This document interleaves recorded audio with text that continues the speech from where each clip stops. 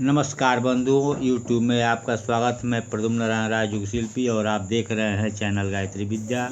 बंधु, आज हम चर्चा करेंगे जड़ी बूटी चिकित्सा के क्रम में ऊपरी पाचन संस्थान व यकृत प्लीहा संबंधी रोगों की चिकित्सा के संबंध में।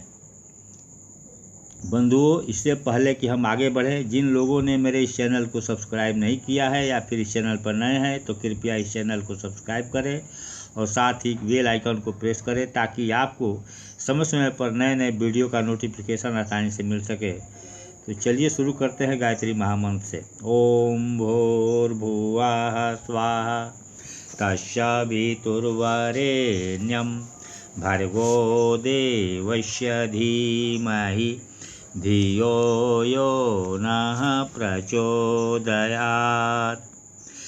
इस संस्थान के अंतर्गत ऊपरी पाचन संस्थान व यकृत प्लीहा संबंधी रोगों में इस संस्थान के अंतर्गत मुंह की चर्चा तो पहले मैं पिछले वीडियो में कर चुका हूँ। इसमें मुख्यतः आते हैं खाने की फेरिंग्स व आमाशय को जोड़ने वाली नली ईसोफेगस, आमाशय स्टमक, ड्यूडेनम व जेजुनम छोटी आंत का प्रारंभिक भाग तथा इलियम छोटी आंत का शेष भाग, लीवर, यकृत, पित्ताशय एवं पक्वाशय पैंक्रियाज तथा स्प्लीन प्लीहा। इस संस्थान से संबंधित मुख्य रोग है ईसोफेगस, नली में सूजन, अम्ल का प्रवेश कर जाना, रिफ्लक्स ईसोफेजाइटिस या इस फेगस में शोथ, आमाशय में व्रण, अग्निमंदता, अम्ल का कम बनना, ड्यूडेनल अल्सर, पैंक्रियाज, लीवर या गाल ब्लाडर की सूजन, यकृत व प्लीहा का बढ़ना, पीलिया व सिरोसिस रोग तथा इससे संबंध किसी भी तरह की ट्यूमर। इसमें औषधि चिकित्सा के अंतर्गत प्रयोग होने वाले औषधि द्रव्य है आंवला, मुलहट्ठी, शतपुष्पा, सरपुंखा, कालमेघ। अब इसका वर्णन इस प्रकार है, मैं इसका वर्णन करने जा रहा हूँ। आमलकी, आंवला जिसको कहा जाता है एम्बेलिका ऑफिसिनेलिस, इसे आदि फल, अमर फल या धात्री फल आदि नामों से भी संबोधित किया जाता रहा है। त्रिफला योग का एक घटक या द्रव्य अपने रसायन गुण के कारण प्रख्यात है। इसका 20-25 फीट ऊंचा वृक्ष होता है जिस पर पंख के समान इमली के पत्तों की तरह पत्र होते हैं। पीले फूल गुच्छों में फरवरी से मई तक लगते हैं एवं फल अक्टूबर से अप्रैल तक मिलते हैं। यह सारे भारत में समुद्र तल से 45 फीट की ऊंचाई तक पाया जाता है। औषधि प्रयोजन हेतु बागी आंवले की तुलना में वन्य आंवला ही प्रयुक्त होता है, जो कि छोटा और कठोर होता है। प्रयोग अंग फल है जिसे माघ में संग्रह करके छाया में सुखाकर इसे सूखे शीतल स्थान पर रख दिया जाता है। छाया में सुखाने से विटामिन सी कम से कम नष्ट होता है। छेद करके थोड़ा उबाल कर धूप में चाशनी में लपेट कर रखने से फल 3 वर्ष तक गुणधर्म बनाए रखता है, वह सुस्वादु बन जाता है। आंवले के फल में 81% जल और शेष कार्बोहाइड्रेट, खनिज तथा विटामिन प्रचुर मात्रा में होते हैं। विटामिन B1 तथा सी की प्रमुखता रहती है। प्रति 100 ग्राम लगभग 920 milligram ascorbic acid vitamin C इसमें पाया गया है। आंवला त्रिदोषहर है, विशेष रूप से पित्त शामक है। अम्ल पित्त के रोगियों में यह हाइड्रोक्लोरिक अम्ल का उत्सर्जन कम करता है व पेप्टिक अल्सर की संभावना को मिटाता है। यह शूल निवारक है। इसमें पाया जाने वाला पदार्थ फेलेम्बिन स्पाज्मोलिटिक, आंतों की मांसपेशियों को शिथिल करने वाला होता है। विटामिन सी की कमी से होने वाले सभी लक्षणों मसूड़ों की सूजन, मुंह के कोनों का फटना, हड्डियों में स्वतः टूटन होना, कमजोरी व चिड़चिड़ाहट को यह मिटाता है। अपने एंजाइम्स के माध्यम से यह पाचन तंत्र को सशक्त बनाता तथा ऐसे रस स्रावों को पाचन प्रक्रिया में सहायक भूमिका निभाते हुए उत्तेजित करता है। भोजन के प्रति अरुचि, उल्टी तथा हिचकी एवं रक्त बमन में यह विशेष लाभकारी है। पित्त के अधिक स्राव होने के कारण होने वाली छाती की जलन इसके प्रयोग से तुरंत मिटती है। फल का चूर्ण 3 से 6 ग्राम 2 बार, ताज़ा रस लगभग 5 चम्मच मिश्री की चाशनी या मधु के साथ 2 बार एवं चूर्ण का क्वाथ गुड़ की राब के साथ 1 से 2 बार दिया जाता है।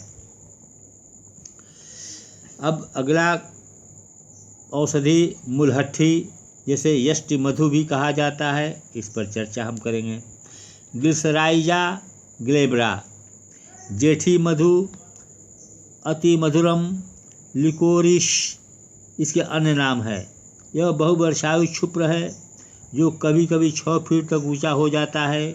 अभी तक इसे भारत से बाहर अफगानिस्तान, दक्षिण रूस, ईरान, तुर्क देश से मंगाया जाता था, किंतु अब इसे उत्तर भारत में मंसूरी, चकराता हिस्से में भी उगा पाने में सफलता मिली है।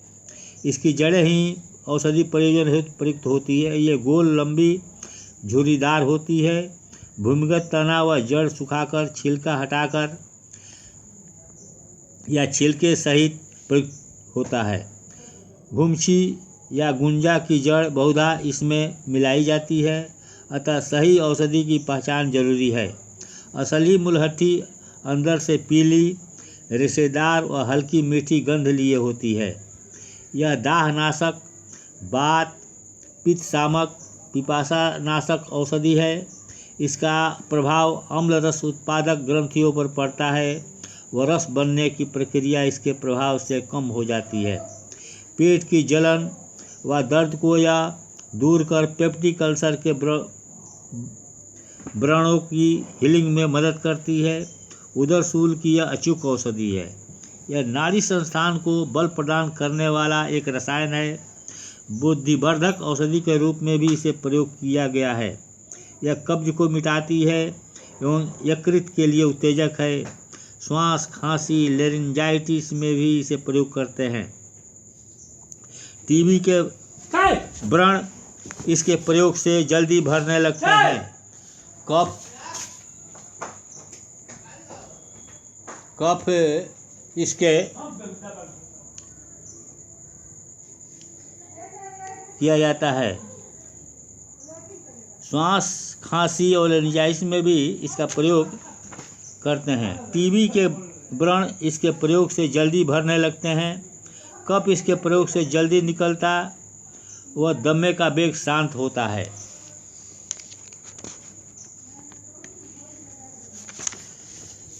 इसका प्रधान घटक इसके कारण यह अम्ल पित्त शामक गुण दिखाती है एवं खाने में मीठी लगती है। ग्लिसराइजिन होता है। साधारण गन्ने की शक्कर से यह 50 गुना अधिक मीठा होता है। इसके अतिरिक्त आइसोलिक्विरिटिन, सुक्रोस और स्टेरॉइड हार्मोन्स भी इसमें होते हैं। एक बार में इसका 3 से 6 ग्राम चूर्ण ठंडे जल के साथ देते हैं। मुलहट्ठी सत्व एक बार में आधा से 1 ग्राम तक देते हैं। क्वाथ रूप में 10 से 15 मिलीलीटर दिन में 2 या 3 बार देते हैं। ये अब अगला औषधि का हम वर्णन करेंगे। शतपुष्पा के विषय में आप ध्यान से सुने। अनेक फूलों से ढकी होने से इसे यह नाम प्राप्त है। इसे अनेथम शोभा, छत्रा एवं सुआ भी कहते हैं। 1 से 2 फुट ऊंचा क्षुप्र सारे भारत में पाया जाता है। शीतकाल में पुष्प और फल लगते हैं। मिस्त्रिया फिनिक्यूलम बल्गेर नाम से इसकी ही एक प्रजाति सौंफ पाचन संस्थान को बल देने के प्रयोजन हेतु काम में आती है। इसके बीजों में उड़नसील तेल एनिथाल नामक प्रमुख तत्व होता है। इसके बीज और उसका तेल प्रयुक्त होता है। यह कफवात शामक औषधि है जो पेट में दर्द, अरुचि, वमन, अग्निमंदता, अजीर्ण तथा कृमि रोगों में प्रयुक्त होती है। सोए व अर्क उदर शूल में तुरंत लाभ पहुंचाता है। तीसरा, डायरिया, बवासीर में भी इसका प्रयोग लाभकारी है। यह वायु को बाहर निकालकर आंत दोष मिटाती है। चूर्ण 1 से 3 ग्राम, तेल 1 से 3 बूंद, अर्क 20 से 40 मिलीलीटर मात्रा में प्रयोग करते हैं। यह सामान्य दुर्बलता हेतु एक टॉनिक भी है। अर्क सोया शतपुष्पादि चूर्ण शतपुष्पा विशिष्ट योग है। अगला दवा औषधि सरपुंखा के विषय में हम चर्चा करेंगे, जिसको आप ध्यान से सुनेंगे। जिसको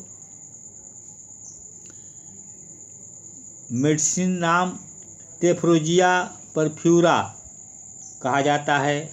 अब सरपुंखा के विषय में आप ध्यान से सुने। को प्लिहनाशामक, स्प्लीन की वृद्धि मिटाने वाला, सरफोका तथा वाइल्ड इंडिगो कहते हैं। इसका बहुवर्षायु बहुशाखा युक्त क्षुप्र लगभग 2-3 फुट ऊंचा होता है। 3 से 6 इंच लंबी पुष्प मंजरी बैगनी रंग के पुष्प लिए होती है। पुष्प वर्षा ऋतु में लगते हैं तथा फलियां जाड़े में आती है, जो 1 से 2 इंच लंबी होती है।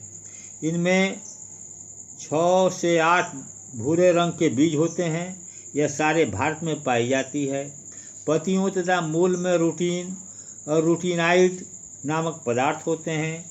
बीजों से एक तेल निकलता है। औषधि प्रयोजन हेतु मूल व पंचांग का क्षार प्रयोग करते हैं। यह कफ वात शामक औषधि है, जिसे मूलतः यकृत, प्लीहा वृद्धि,